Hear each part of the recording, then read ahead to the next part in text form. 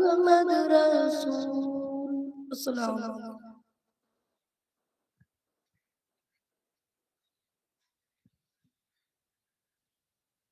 অসংখ্য ধন্যবাদ ও মোবারকবাদ। সমস্ত হাজিরিনকে জানাতে চাই যে আমাদের মাদ্রাসায় আরবিক শিক্ষার সাথে সাথে জেনারেল শিক্ষায়ও শিক্ষিত করানো হয়, সেই শিক্ষাও দেওয়া হয়। বাংলার সাথে সাথে বাংলা, ইংলিশ এবং তার সাথে সাথে আরবিকও আমাদের মাদ্রাসায় শিক্ষা দেওয়া হয়। সেই জন্য আমরা আমাদের মাদ্রাসার ছেলেকে অনুরোধ জানাবো যে আপনারাও শুনবেন যে ইংলিশে বক্তব্য আপনাদের সম্মুখে এখনই পরিবেশন করে শোনাবে। সেজন্য আপনারা সকলে ধীর স্থির ভাবে মনোযোগ দিয়ে শুনবেন ইনশাআল্লাহ। এখন আমাদের সম্মুখে ইংলিশ বক্তব্য দেওয়ার জন্য আমাদের মাদ্রাসার ছাত্রকে আমরা দাওয়াত দেবো। ফিরোজ মোহাম্মদ ফিরোজ, হাফিজ মোহাম্মদ ফিরোজ।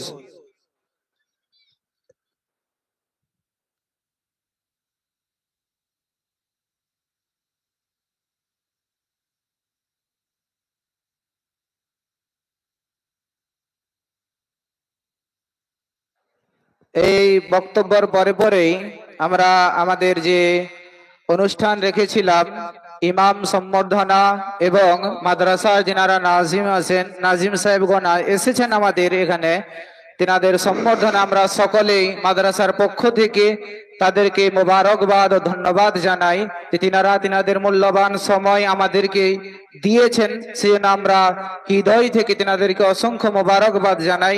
আমরা কৃতজ্ঞতা স্বরূপ তাদের কাছ থেকে কয়েক মিনিট চেয়ে নেব মাদ্রাসার ছেলের স্বার্থে। এই বয়ানের পরে পরেই আমরা ইমাম এবং মাদ্রাসার নাজিমগণের সম্বর্ধনা অনুষ্ঠান শুরু করব ইনশাআল্লাহ। আসসালামু আলাইকুম ওয়া রাহমাতুল্লাহি ওয়া বারাকাতুহু। আলহামদুলিল্লাহ ওয়াস সালাতু ওয়াস সালাম আলা নাবিয়্যা বা'দা। فأعوذ بالله من الشيطان الرجيم. بسم الله الرحمن الرحيم. والسابقون الأولون من المهاجرين والأنصار والذين اتبعوهم بإحسان رضي الله عنهم ورضوا عنه.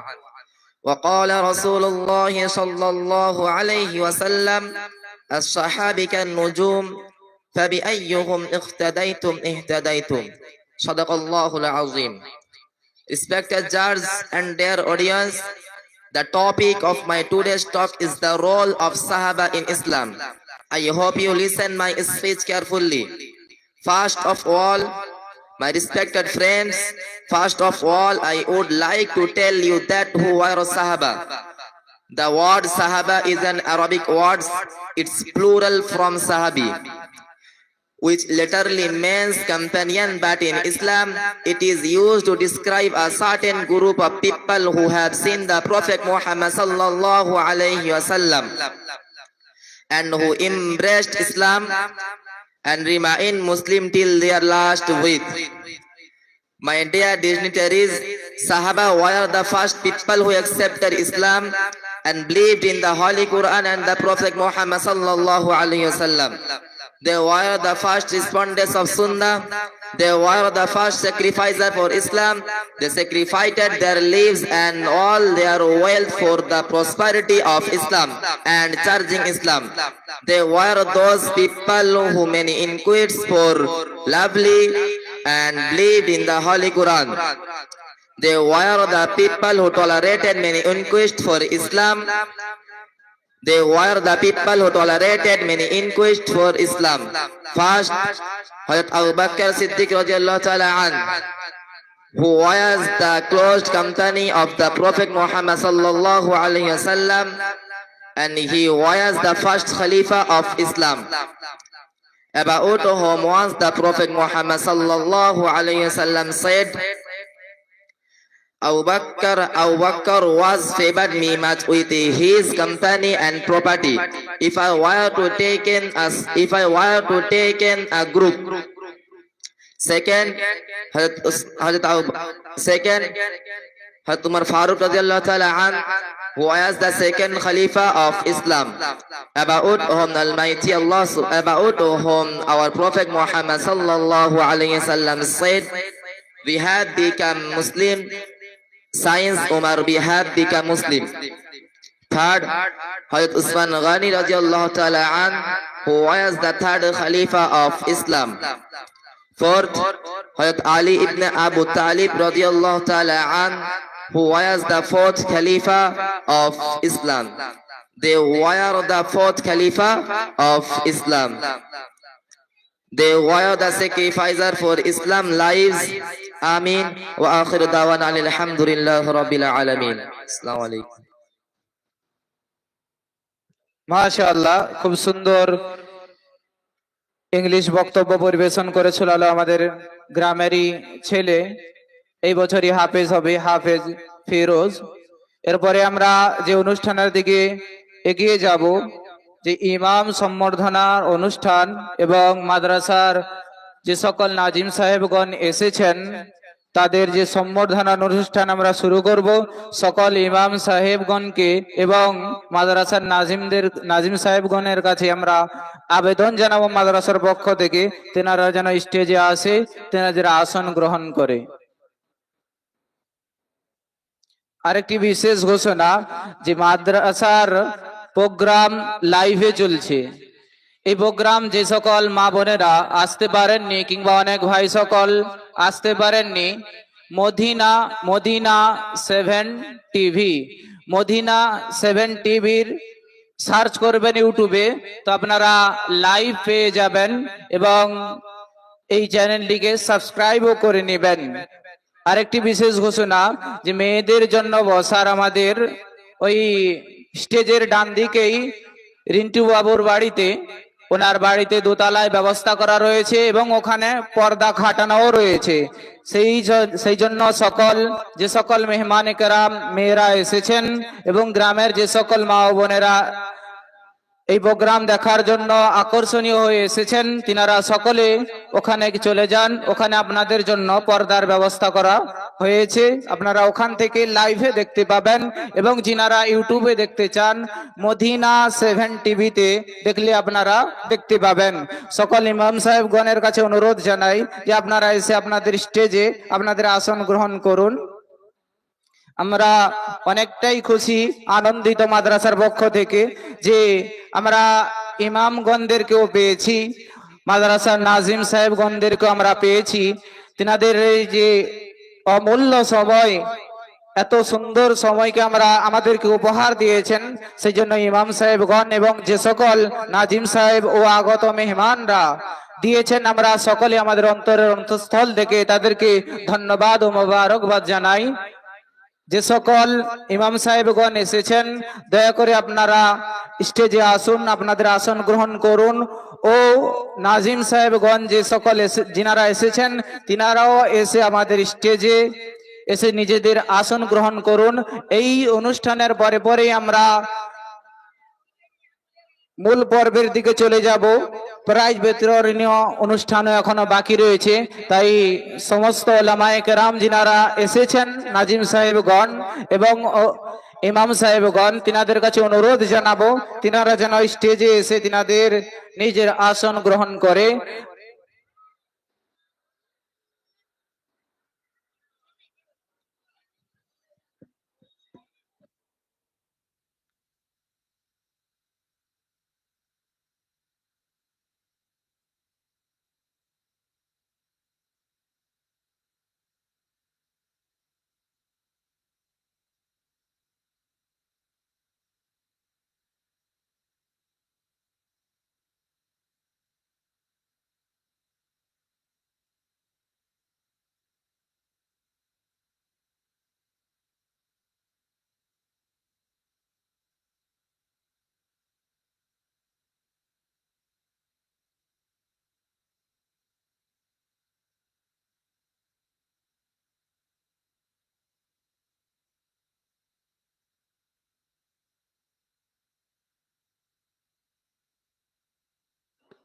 যিনারা ইউটিউবে দেখতে চান, তিনারা মদিনা 7 টিভি লিখে ইউটিউবে সার্চ করুন, পেয়ে যাবেন।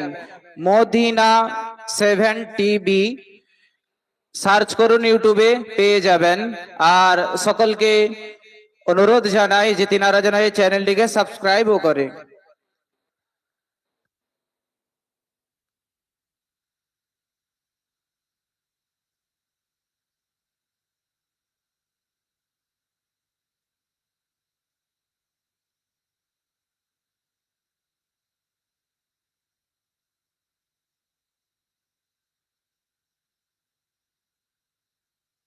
এখন আমাদের সম্মুখে বক্তব্য রাখবেন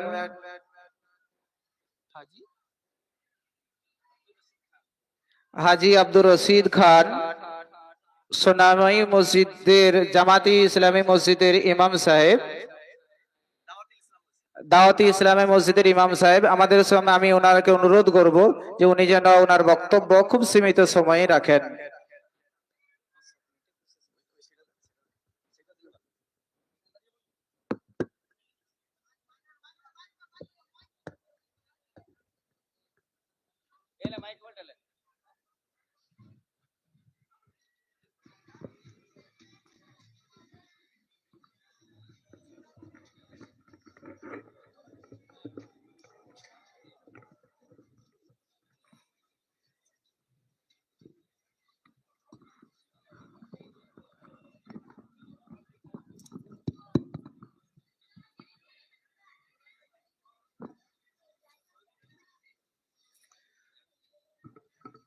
نحمده ونصلي على رسول الأمين وعلى آله وصحبه أجمعين إلى يوم الدين.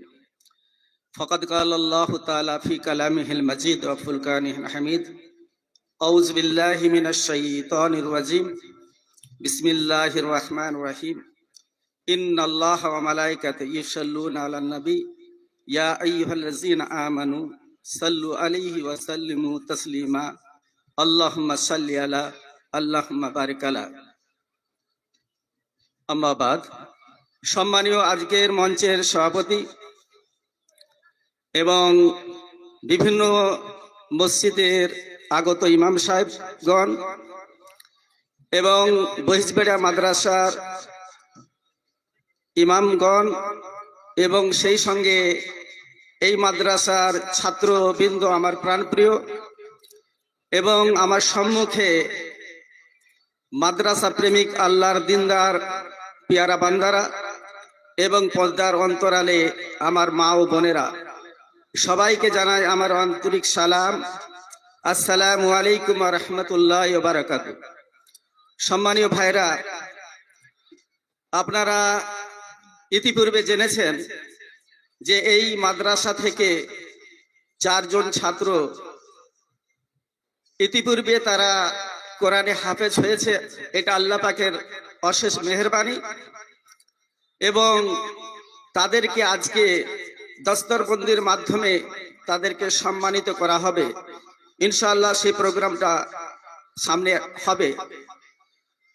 আমি আপনাদের সামনে একটা মসজিদের দায়িত্বপ্রাপ্ত ইমাম হিসাবে আমি এই মাদ্রাসায় আমার ছেলেকেও এই মাদ্রাসায় দিয়েছি। আমি এই মাদ্রাসা সম্পর্কে 3টি কথা আপনাদের সামনে তুলে ধরব। প্রথম নম্বর, আমি মনে করি এই প্রতিষ্ঠানটা দীর্ঘজীবী হোক, কিয়ামত পর্যন্ত এই মাদ্রাসা প্রতিষ্ঠানটা আল্লাহ রাব্বুল আলামিন তিনার নিজ কুদরতি হাতে এর পরিচালনার দায়িত্ব নিক। সবাই আমরা দোয়া করি আল্লাহুম্মা আমিন। এবং সেই সাথে আমি মনে করি এই মাদ্রাসা প্রতিষ্ঠানটা চলার জন্য 3টা জিনিসের প্রয়োজন আমি উপলব্ধি করেছি। 1 নম্বর উপলব্ধি করেছি যে মাদ্রাসার আর্থিক সহযোগিতা। 2 নম্বরে আমি মনে করছি উত্তম পরামর্শ। আর 3 নম্বরে আমি মনে করছি এই মাদ্রাসার জন্য আল্লাহর কাছে দোয়া। আপনারা হয়তো মনে করবেন যে দোয়াটা কেন পিছনে রাখা হলো। এ সম্পর্কে দলিল আছে। আল্লাহ রাসূল সাল্লাল্লাহু আলাইহি সাল্লাম বলেছেন, ওনার কাছে একজন সাহাবী যে বলছে, হুজুর আমার উটের পাল আছে, কিন্তু আমি আরো নতুন কিছু উট কিনেছি, সেই উটটা আমার পালের সঙ্গে ছেড়ে দিয়ে আল্লাহর ভরসা করব, না আমার পালের সঙ্গে বেঁধে দিয়ে ভরসা করব? আল্লাহ রাসূল সাল্লাল্লাহু আলাইহি সাল্লাম বললেন যে ওই উটগুলোকে তোমার পুরানো উটের পালের সঙ্গে বেঁধে দাও, তারপরে তুমি দোয়া করো। আবারও একটা আমি উদাহরণ এভাবে রাখতে পারি। আমরা জানি মুসলমান জাতির পিতা হযরত ইব্রাহিম আলাইহিস সালাম এবং পুত্র ইসমাইল আলাইহিস সালাম কাবা ঘর নির্মাণ করার পরে, সমস্ত কাজ সম্পূর্ণ করার পরে আল্লাহর কাছে হাত তুলে মুসলমান জাতির পিতা হযরত ইব্রাহিম আলাইহিস সালাম দোয়া করছেন, আল্লাহ রাব্বুল আলামিন, আমি যে কাবা ঘর নির্মাণ করার জন্য যে ত্যাগ, যে কুরবানি, যে সময় দিলাম, এই সময়টা তুমি আল্লাহ কবুল করে নাও। প্রিয় ভাইরা, আজকে এই মাদ্রাসা প্রতিষ্ঠান থেকে আমরা আমাদের কলেজের থেকে বেশি, আমাদের প্রাণের থেকে বেশি আমরা এটাকে বেশি মহব্বত করি, ভালোবাসি। কারণ এর পিছনে একটা উদ্দেশ্য আছে, এতে আমাদের ফায়দা আছে। আপনি 365 দিন আপনি দান করতে পারেন, বছরে যে কোনো দিন আপনি দান করতে পারেন, যে কোনো জায়গায় দান করতে পারেন, কিন্তু বছরে 365টা দিনের জন্য যে 12 মাস, সেই 12 মাসের ভিতরে কিন্তু আপনি একটা বিশেষ মাসকে বেছে নেন, সেটা হচ্ছে রমজান মাস। অন্য মাসে দান করলে যতটা নেকি, কিন্তু রমজান মাসে দান করলে তার নেকির মাত্রাটা অনেক বেশি। আমি সেই উদাহরণ দিয়ে বলতে চাই আপনাদেরকে, আপনি অন্য জায়গায় দান করলে যে নেকি তো পাবেন, কিন্তু মাদ্রাসায় করলে সেটা সাদকায়ে জারিয়া হিসাবে এ দান আপনার বহু গুণে, আপনি মরে যে কবরে শুয়ে শুয়েও আপনি, আমি, আমরা সবাই এর সুফল পেতে থাকবো। সেটা কিরকম?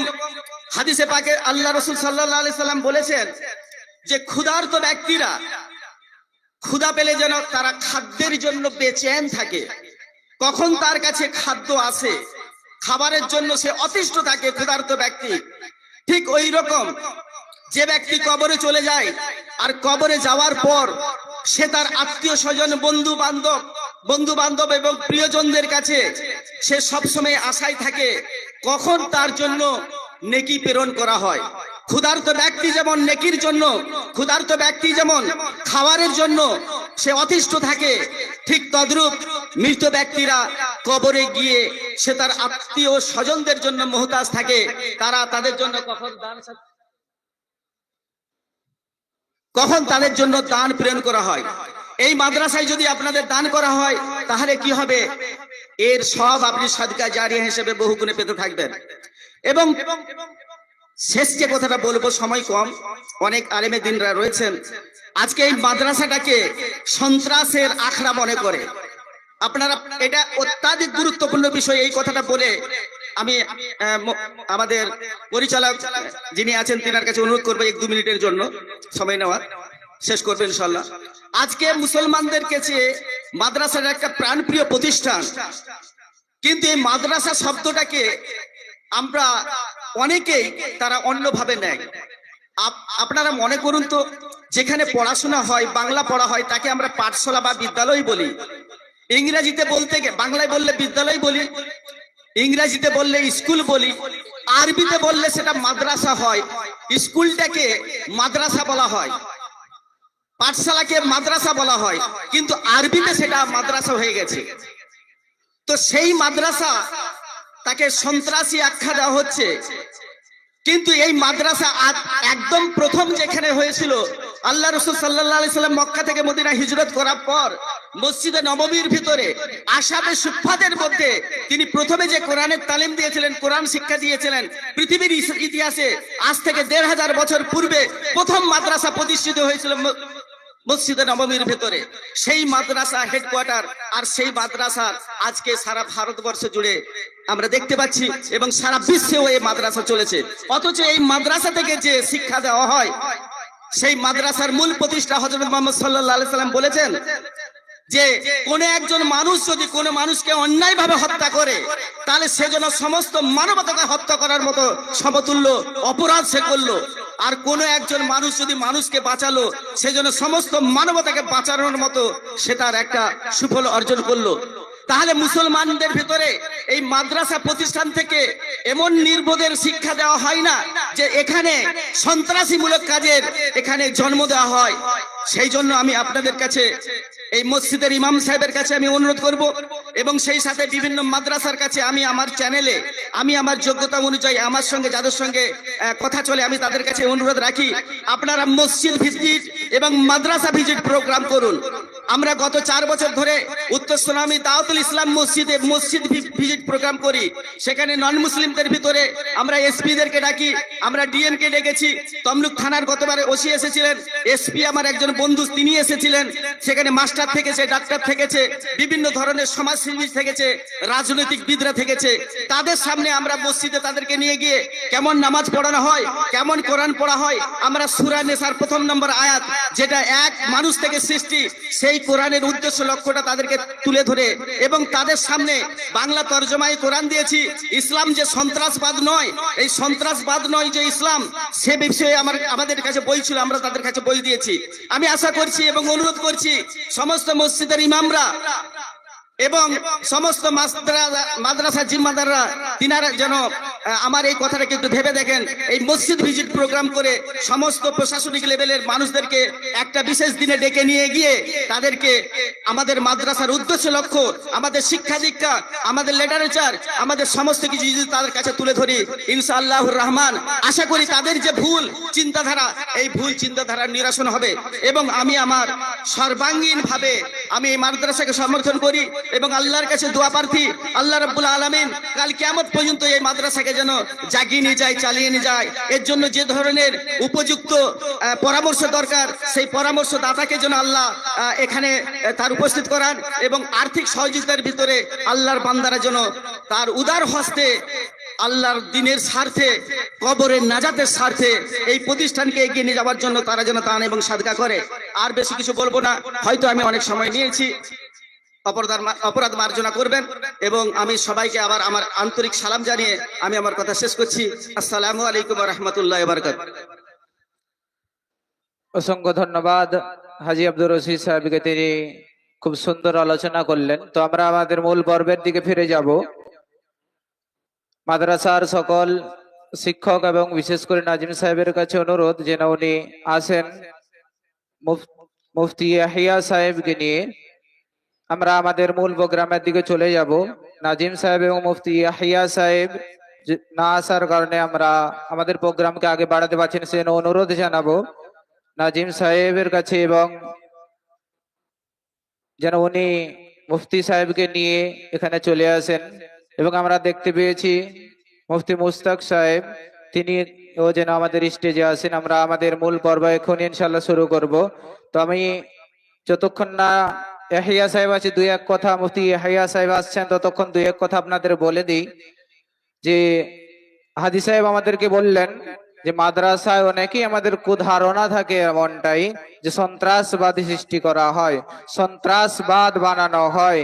আপনারা দেখবেন বিভিন্ন জায়গায় বিভিন্ন সময়ে বিভিন্ন ব্যক্তিত্ব তারা কথা বলে মাদ্রাসা মানে সন্ত্রাসের জায়গা। তো সেই সন্ত্রাসের জায়গা তারা এটা জানে নাই যে মাদ্রাসায় আল্লাহ তাআলা এমন ব্যক্তিত্বকে পাঠান বা মাদ্রাসায় এমন শিক্ষা দেওয়া হয় যে শিক্ষার মূল শিক্ষক মুহাম্মদ আরবি সাল্লাল্লাহু আলাইহি সাল্লাম, যিনি মানবতার জন্য একেবারে আইডল ছিলেন, আইকল ছিলেন, মডেল ছিলেন, যিনাকে আল্লাহ তাআলা স্বয়ং বলেন তার তারিফ, তার প্রশংসা, লাকাদ খানা লাকুম ফি রাসূলিল্লাহি উসওয়াতুন হাসানা।